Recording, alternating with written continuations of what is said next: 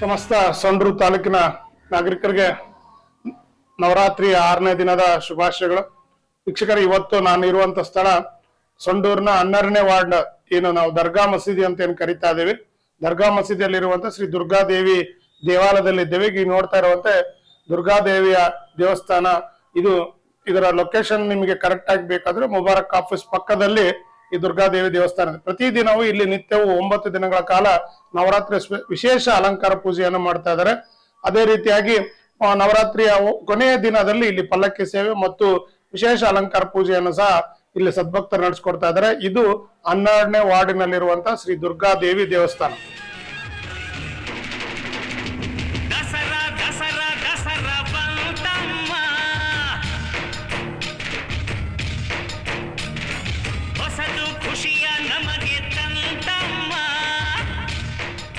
ಈಗ ನಾವು ಸೊಂಡೂರಿನಲ್ಲಿರುವಂತ 14ನೇ ವಾರ್ಡಿನ ಟೀಚರ್ಸ್ ಕಾಲೋನಿಯಲ್ಲಿರುವಂತ ಶ್ರೀ ಬನ್ನಿ ಮಹಾಂಕಾಳಿ ದೇವಸ್ಥಾನದಲ್ಲಿದ್ದೇವೆ. ಇವತ್ತು ಬನ್ನಿ ಮಹಾಂಕಾಳಿ ದೇವಸ್ಥಾನದ 6ನೇ ದಿನದ ಕಾಂತ್ಯಾಯನಿ ರೂಪದಲ್ಲಿ ಇವತ್ತು ನಾವು ಆದಿಶಕ್ತಿಯನ್ನ ಪೂಜೆ ಮಾಡ್ತಾ ಇದ್ವಿ. ಅಂತ ಕಾಂತ್ಯಾಯನಿ ರೂಪದಲ್ಲಿ ಇಲ್ಲಿ ಬನ್ನಿ ಮಹಾಂಕಾಳಿಗೆ ವಿಶೇಷವಾಗಿ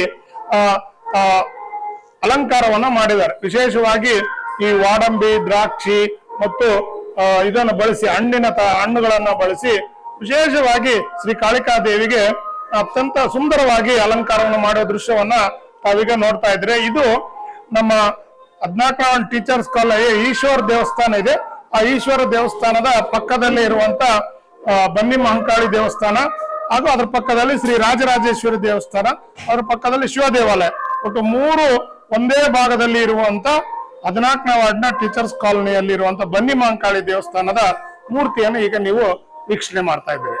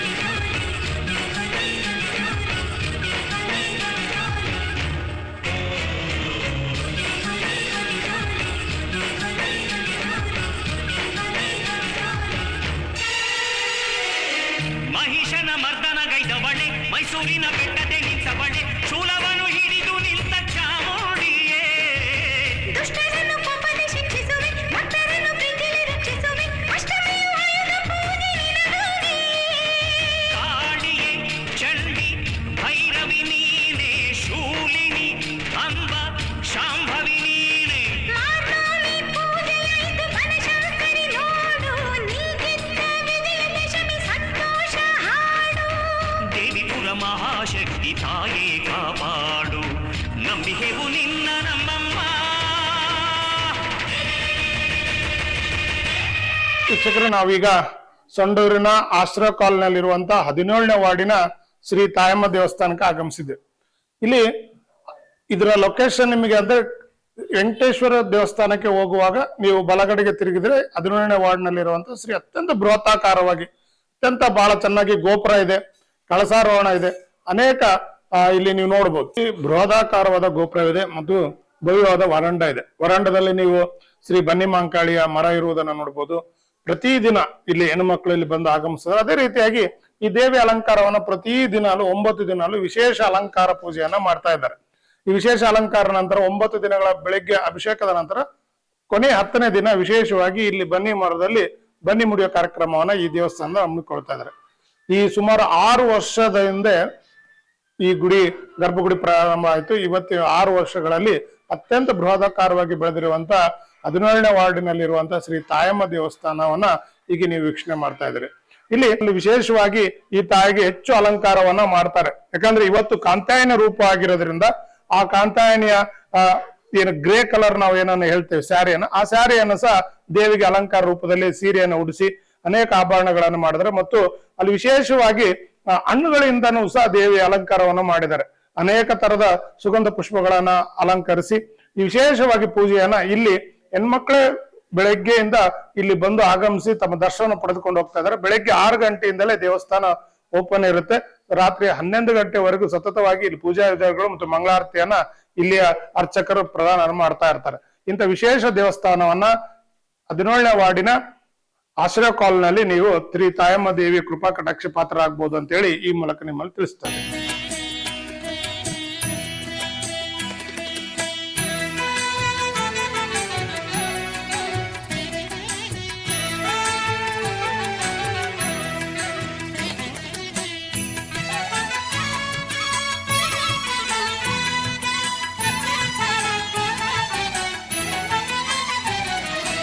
ನೋಡು ನೋಡು ಕಣ್ಣಾರ ನಿಂತಿಹಳು ನಗು ನಗುತ್ತಾ ಚಾಮುಂಡಿ ನಿಂತಿಹಳು ತಾಯಿ ಹೃದಯ ತಂದ ತುಂಬು ಮಮತೆಯಿಂದ ಬಾಯಿಲ್ಲಿ ಓ ಕಂದ ಎನ್ನುತ್ತಿಹಳು ಕೈ ಬೀಸಿ ಬಳಿಗೆ ನಮ್ಮ ಕರೆದಿಹಳು ನೋಡು ನೋಡು ಕಣ್ಣಾರ ನಿಂತಿಹಳು ನಗು ನಗುತ್ತಾ ಚಾಮುಂಡಿ ನಿಂತಿಹಳು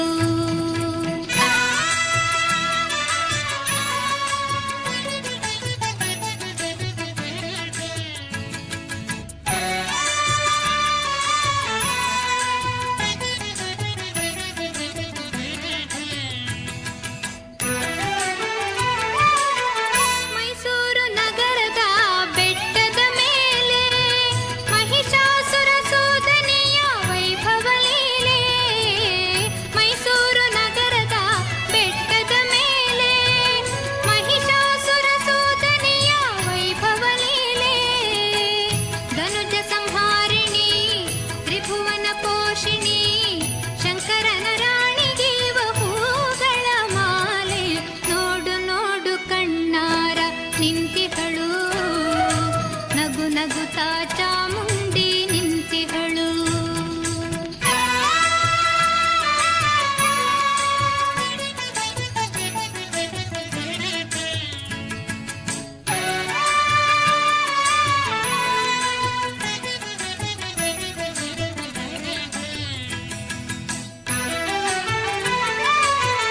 ನಂಬಿರುವ ಭಕ್ತರ ರಕ್ಷೆಗಾಗಿ ನಂಬದಿಹ ದುಷ್ಟರ ಶಿಕ್ಷೆಗಾಗಿ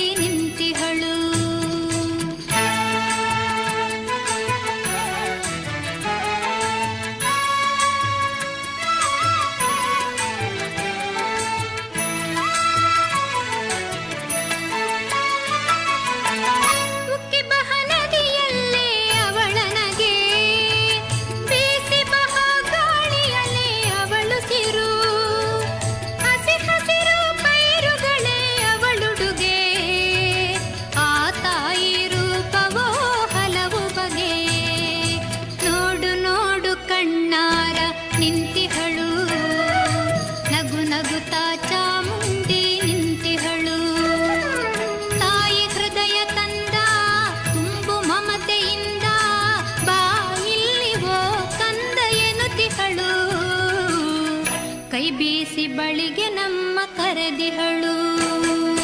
ನೋಡು ನೋಡು ಕಣ್ಣಾರ ನಿಂತಿಹಳು, ನಗು ನಗುತ್ತಾ ಚಾಮುಂಡಿ ನಿಂತಿಹಳು.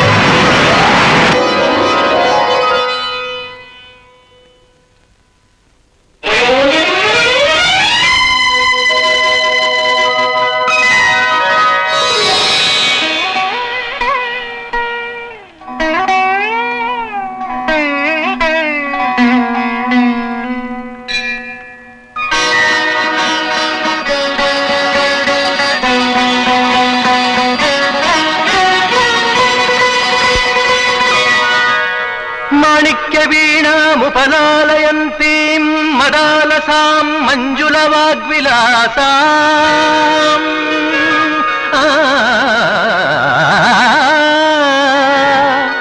ಮಾಣಿಕ್ಯವೀಣಾಮುಪಲಾಲಯಂತೀಂ ಮದಾಲಸಾಂ ಮಂಜುಳವಾಗ್ವಿಲಾಸಾಂ ಮಾಹೇಂದ್ರ ನೀಲದ್ಯುತಿ ಕೋಮಲಾಂಗೀಂ ಮಹೇಂದ್ರ ನೀಲದ್ಯುತಿ ಕೋಮಲಾಂಗೀಂ ಮಾತಂಗ ಕನ್ಯಾಂ ಮನಸಾ ಸ್ಮರಾಮಿ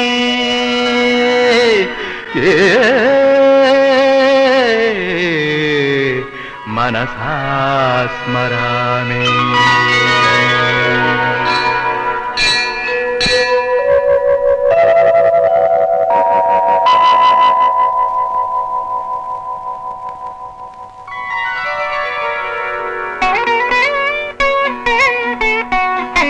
चतुर्भुजे चंद्रकलावतंसे कुचोन्नते कुंकुमराग शोणे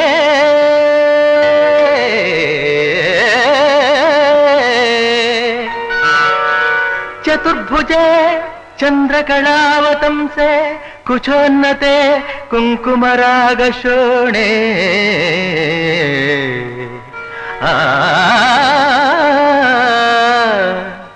पुण्ड्रेक्षुपाशाङ्कुश पुष्पबाणहस्ते नमस्ते जगदेकमातः.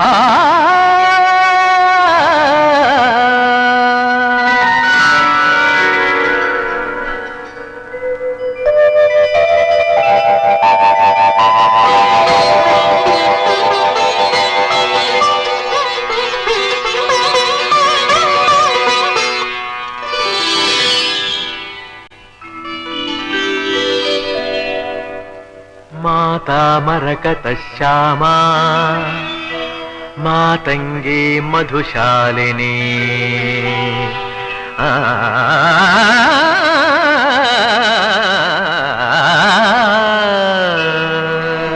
ಶಿಕ್ಷಕರೇ, ಈಗ ನಾವು 1ನೇ ವಾರ್ಡಿನ ಅಂದ್ರೆ ಅಂಬೇಡ್ಕರ್ ಕಾಲೋನಿಯಲ್ಲಿರುವಂತ ದುರ್ಗಮ್ಮ ದೇವಸ್ಥಾನದಲ್ಲಿ ಇದ್ದೇವೆ.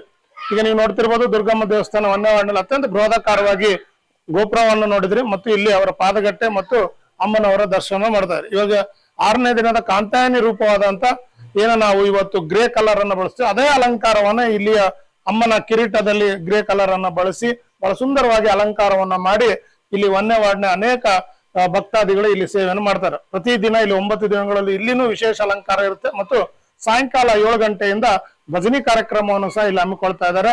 ಪ್ರತಿ ವರ್ಷವೂ ಇಲ್ಲಿ ದೇವಿ ಪುರಾಣ ಪಠಣವನ್ನು ಮಾಡ್ತಾ ಇದ್ರು. ಈ ಬಾರಿ ಇಲ್ಲಿ ಭಜನೆ ಮತ್ತು ಇನ್ನೊಂದು ಸೇವೆಯನ್ನ ಆರಂಭ ಮಾಡಿದ್ದಾರೆ. ಈ 9ನೇ ದಿನದಲ್ಲಿ ವಿಶೇಷ ಅಲಂಕಾರ ಮಾಡಿ ನಂತರ 10ನೇ ದಿನ ಇಲ್ಲಿ ಬನ್ನಿ ಮುಡಿಯೋ ಕಾರ್ಯಕ್ರಮವನ್ನು ಸಹ ಇಲ್ಲಿ 1ನೇ ವಾರ್ಡಿನ ಶ್ರೀ ದುರ್ಗಮ್ಮ ದೇವಸ್ಥಾನದ ಸಮೂಹ ಮಂಡಳಿ ಎಲ್ಲ ಮಾಡ್ತಾ ಇದೆ. ಈಗ ನೀವು ನೋಡ್ತಾ ಇರೋದು 1ನೇ ವಾರ್ಡಿನ ಅಂಬೇಡ್ಕರ್ ಕಾಲೋನಿ ನಗರದಲ್ಲಿರುವಂತ ದುರ್ಗಮ್ಮ ದೇವಸ್ಥಾನ. ಮಾತಾ ಮರಕತ ಶ್ಯಾಮ ಮಾತಂಗಿ మధుశాలినే కుర్యాత్ కటాక్షం కళ్యాణి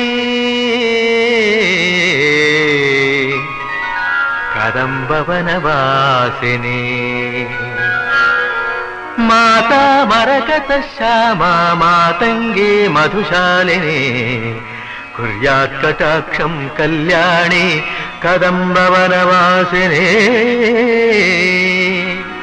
జయ మాతంగతనయే జయ నీలోత్పలద్యుతే జయ సంగీతరసికే జయ లీలాశుకప్రియే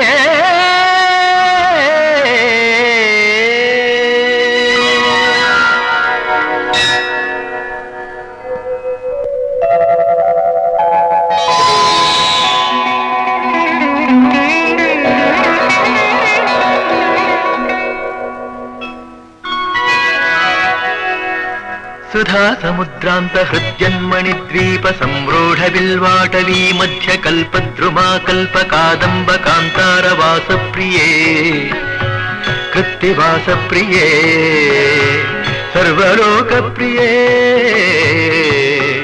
వల్లకీ వాదన ప్రక్రియాలోలతాళీదలాబద్ధ తాటంక భూషా విశేషాన్వితే సిద్ధ సమ్మానితే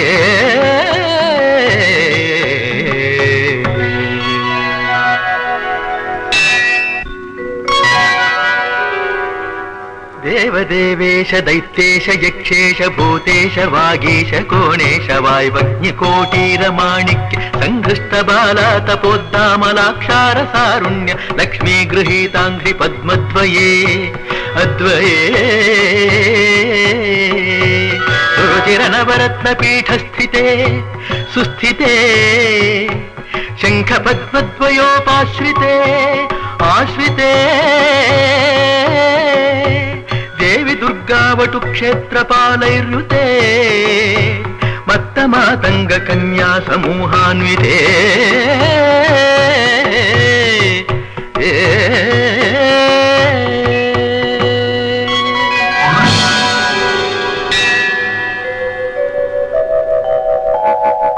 सर्वयंत्रात्मिके सर्वमंत्रात्मिके सर्वतंत्रात्मिके सर्वमुद्रात्मिके सर्वशक्त्यात्मिके सर्ववर्णात्मिके सर्वरूपे जगन्मातृके हे जगन्मातृके पाहि मां पाहि मां पाहि मां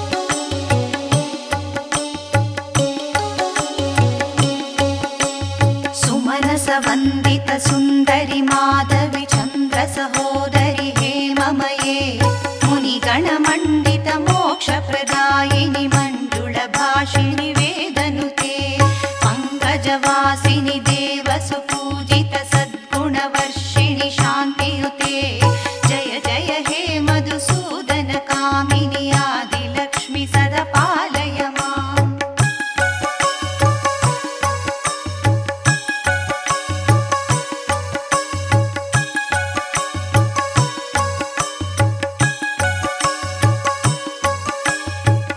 कलिकल्मषनाशिनि कामिनि वैदिकरूपिणि वेदमये क्षीरसमुद्भव मङ्गलरूपिणि मन्त्रनिवासिनि मन्त्रनुते मङ्गलदायिनि अम्बुजवासिनि देवगणाश्रितपादयुते जय जय हे मधुसूदन कामिनि ಎಲ್ಲ ವೀಕ್ಷಕರಿಗೆ ನಮಸ್ಕಾರ. ವೀಕ್ಷಕರೇ, ದಸರಾ ಅಂದ ತಕ್ಷಣ ನಮಗೆ ಬಹಳ ಕಲ್ಪನೆ ಬರೋದು ಮೈಸೂರು ದಸರಾ, ಅಂಬಾರಿ, ಚಾಮುಂಡಿ ಬೆಟ್ಟ, ಆ ಬಂಗಾರದ. ಆದ್ರೆ ದಸರಾ ಅಂದ ತಕ್ಷಣ ನಮಗೆ ಬಹಳ ಹಿಂದಿನಿಂದ ಆಚರಿಸಿಕೊಂಡು ಬಂದಿರೋದು ಮತ್ತೊಂದು ಅಂದ್ರೆ ಗೊಂಬೆಗಳು. ದಸರಾ ಹಬ್ಬ ಅಂದ ತಕ್ಷಣ ಎಲ್ಲರ ಮನೆಗಳಲ್ಲಿ ದೇವರ ಅವತಾರಗಳನ್ನು ಇರುವಂತ ಅನೇಕ ಗೊಂಬೆಗಳನ್ನ ನಾವು ನೋಡ್ತಾ ಇದ್ವಿ. ಆ ತರ ಸಂಡೂರಿನಲ್ಲಿ ಶ್ರೀ ರಾಘವೇಂದ್ರ ಮಠದಲ್ಲಿ ವಿಶೇಷವಾಗಿ ಸತತ 3ನೇ ವರ್ಷ ಇದು ಅವರು ಗೊಂಬೆಗಳನ್ನ ಅಂದ್ರೆ ದಸರಾ ಗೊಂಬೆಗಳನ್ನು ಕೂಡಿಸುವಂತ ಒಂದು ವಿಶಿಷ್ಟ ಒಂದು ಪದ್ಧತಿಯನ್ನು ಆರಂಭ ಮಾಡಿದ್ದಾರೆ. ಅದನ್ನ ಈಗ ನೀವು ನೋಡ್ತಾ ಇರ್ಬೋದು ನಮ್ಮ ಕ್ಯಾಮ್ರಾದಲ್ಲಿ. ಇಲ್ಲಿ ವಿಶೇಷವಾಗಿ ಸ್ವಾಮಿ ರಾಘವೇಂದ್ರ ಮಹಾಸ್ವಾಮಿಗಳ ದಿವ್ಯ ಸಾನ್ನಿಧ್ಯದಿಂದ ಆರಂಭ ಆಗುತ್ತೆ. ಮೊದಲನೇ ಸಾಲಿಗೆ ವಿಷ್ಣುವಿನ ಅವತಾರವಿದೆ. ಅಲ್ಲಿ ವಿಷ್ಣು ನೀವು ಮಹಾಭಾರತದಲ್ಲಿ ನೋಡಿದಂತೆ ಕೊನೆಯ ಅವತಾರ. ಇಲ್ಲಿ ಎಲ್ಲಾ ತನ್ನ ಅವತಾರಗಳನ್ನು ತೋರಿಸುವಂತ ಅರ್ಧನಾರೀಶ್ವರ ಇದೆ. ಕೃಷ್ಣನ 10ನೇ ಅವತಾರ ಇದೆ. ಮತ್ತು ಈಗೇನು ನಾವು ನವದುರ್ಗೆಯರು ಅಂತ ಕರಿತಾ ಇದೀವಿ, ನವದುರ್ಗೆಯರ ಪ್ರತಿಯೊಂದು ಅವತಾರವನ್ನು ಸಹ ಇಲ್ಲಿ ಗೊಂಬೆ ರೂಪದಲ್ಲಿ ನೋಡ್ಬೋದು. ಇವತ್ತು 6ನೇ ಅವತಾರ ಕಾಂತಾಯಿನಿ ಆಗಿ ಇವತ್ತು ಅವತರಿಸಿದಾಳೆ. ಹಂಗ ಚಾಮುಂಡೇಶ್ವರಿಯ 9 ಅವತಾರಗಳು ಇಲ್ಲಿ ನೋಡಬಹುದು. ಅದೇ ರೀತಿ ಮೇಲೆ ಹೋದಾಗ ವಿಷ್ಣುವಿನ 10 ಅವತಾರಗಳು, ಪ್ರತಿಯೊಂದು ಅವತಾರಕ್ಕೂ ಒಂದೊಂದು ಇತಿಹಾಸ ಇದೆ. ತಮಗೆಲ್ಲ ಗೊತ್ತಿರುವಂತೆ ವರಾಹ ಅವತಾರ, ನಾರಸಿಂಹನ ಅವತಾರ, ವಾಮನ ಅವತಾರ, ಕಲ್ಕಿಯ ಅವತಾರ, ಶ್ರೀರಾಮನ ಅವತಾರ, ಕೃಷ್ಣ, ಬುದ್ಧ. ಆಮೇಲೆ ಅಲ್ಲಿ ನಿಮಗೆ ಕೊನೆಯ ಭಾಗದಲ್ಲಿ ನೋಡಿದಾಗ ಅದರ ನಂತರ ಹೋಗದಾಗ ನೀವು ಶ್ರೀ ಪಾರ್ವತಿ ಕಲ್ಯಾಣ, ಶ್ರೀ ನಾರದ ಮುನಿಗಳು, ಋಷಿಗಳು, ವಿಶೇಷವಾಗಿ ನಮ್ಮ ಶ್ರೀ ಲಕ್ಷ್ಮೀ ರಮಣ, ಶ್ರೀ ವೆಂಕಟೇಶ್ವರ ತನ್ನ ಸತಿಯೊಂದಿಗೆ ಇರುವಂತಹ ಮೂರ್ತಿಯನ್ನು ನೀವು ನೋಡಬಹುದು. ಇಂಥ ವಿಶಿಷ್ಟ ಆಚರಣೆಯನ್ನು ನೋಡಿದಾಗ ಬಹಳ ಖುಷಿ ಆಗುತ್ತೆ. ಯಾಕಂದ್ರೆ ನಮ್ಮ ಭಾರತ ಸಂಸ್ಕೃತಿಗಳು ಮತ್ತು ನಮ್ಮ ವೇದ ಪುರಾಣಗಳನ್ನ ಬಿಂಬಿಸುವಂತ ವಿಶಿಷ್ಟ ಕೃತಿಯನ್ನ ನಾವು ಗೊಂಬೆಗಳ ಮುಖಾಂತರ ದಸರಾ ಹಬ್ಬದಲ್ಲಿ ನಾವು ಮಾಡ್ತಾ ಇದ್ದೇವೆ.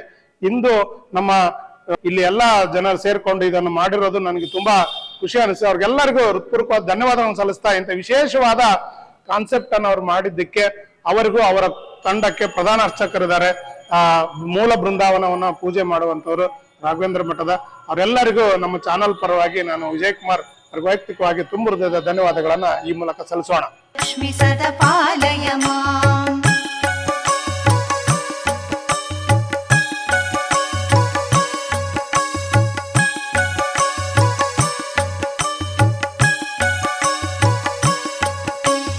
जयवरवर्णिनि वैष्णवि भार्गवि मन्त्रस्वरूपिणि मन्त्रमये सुरगणपूजित शीघ्रफलप्रद ज्ञानविकासिनि शास्त्रनुते भवभयहारिणि पापविमोचनि साधु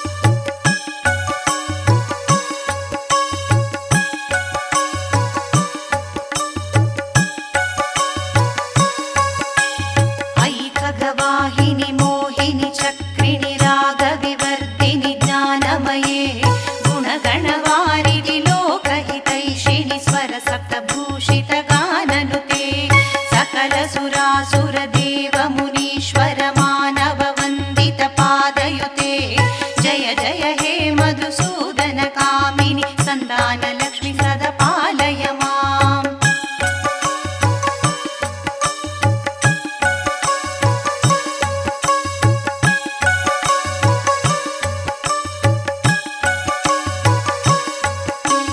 जय कमलासिनि सद्गुणदायिनि ज्ञानविकासिनि ज्ञानमये अनुदिनमर्चित कुङ्कुमधूसरभूषितवासितवाद्यनुते कनकधरा स्तुतिवैभववन्दित शङ्करदेशिकमान्यपदे जय जय हे मधुसूदन कामिनि विजयलक्ष्मि सदा पालय माम्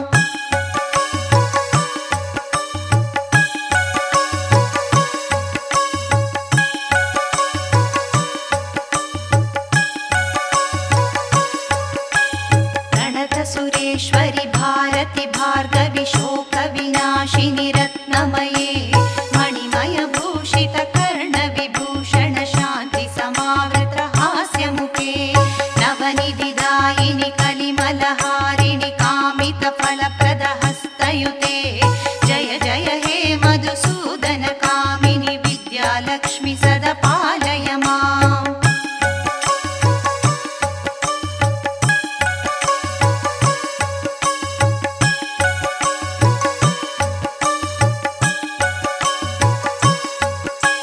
धिमि धिमि धिं धिमि धिं धिमि धिं धिमि धुन्दुभिनाद सम्पूर्णमये घम घम घं घम घं घम घं घम शङ्खनिनाद सुवाद्यनुते वेदपुराणेतिहास सुपूजित वैदिक मार्ग प्रदर्शयुते जय जय हे मधुसूदन कामिनि धनलक्ष्मी सदा पालय माम् धनलक्ष्मी सदा पालय माम् धनलक्ष्मी सदा पालय माम्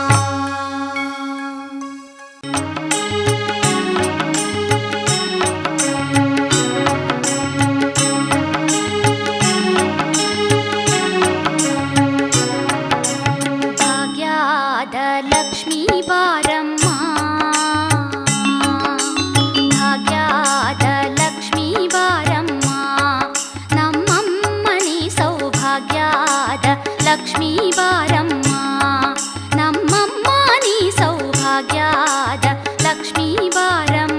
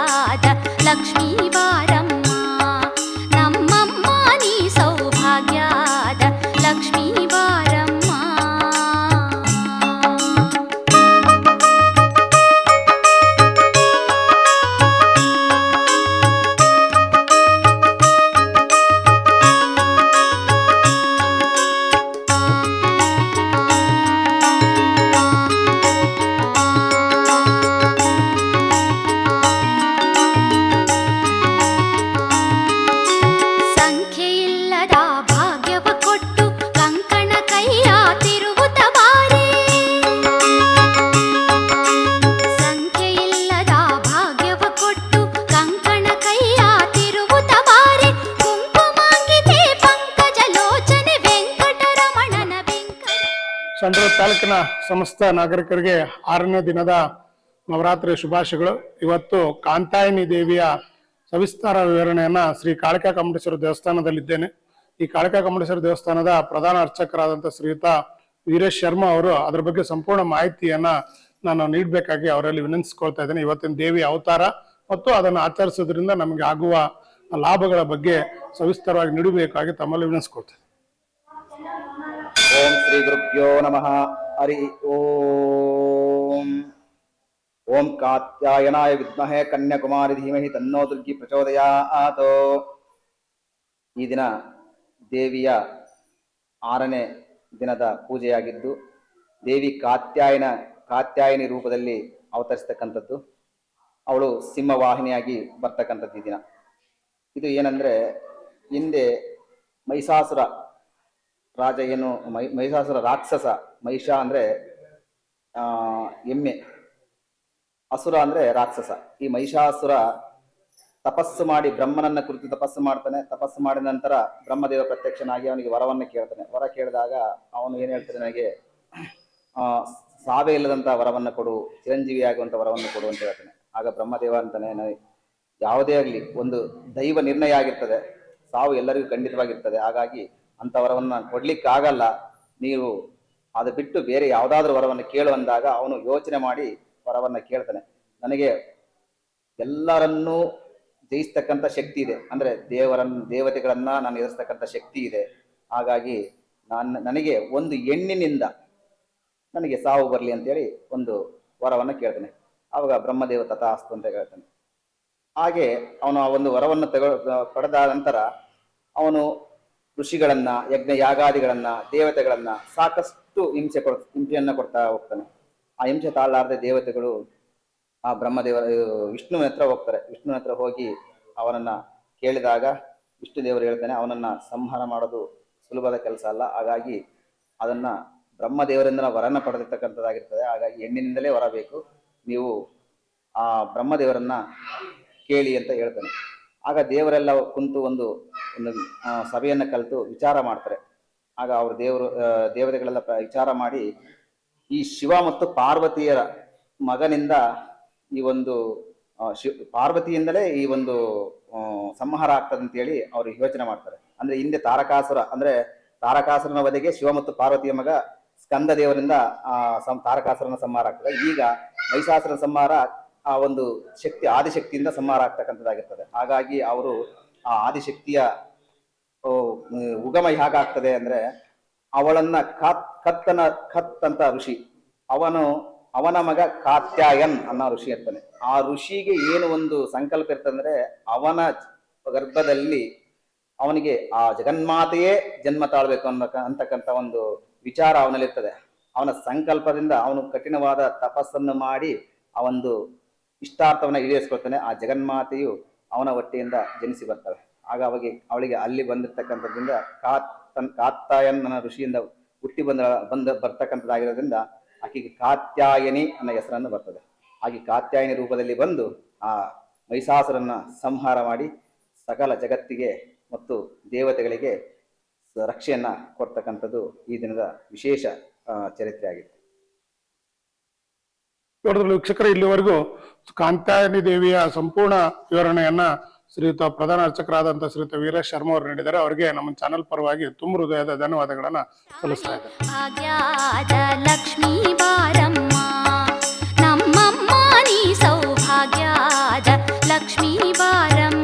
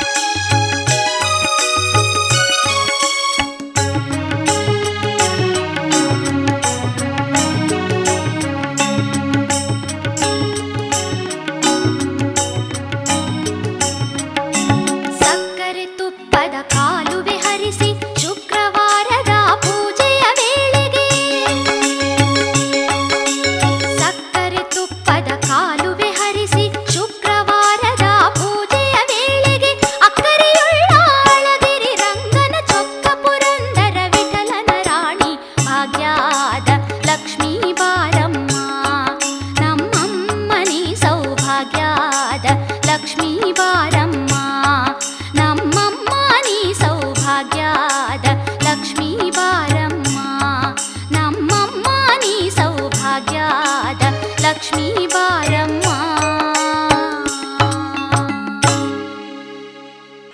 ಸರ್ವಮಂಗಳ ಮಾಂಗಲ್ಯೇ ಶಿವೆ ಸರ್ವಾರ್ಥ ಸಾಧಿಕೆ ಶರಣ್ಯೇ ತ್ರಯಂಬಕೆ ದೇವಿ ನಾರಾಯಣಿ ನಮೋಸ್ತುತೇ.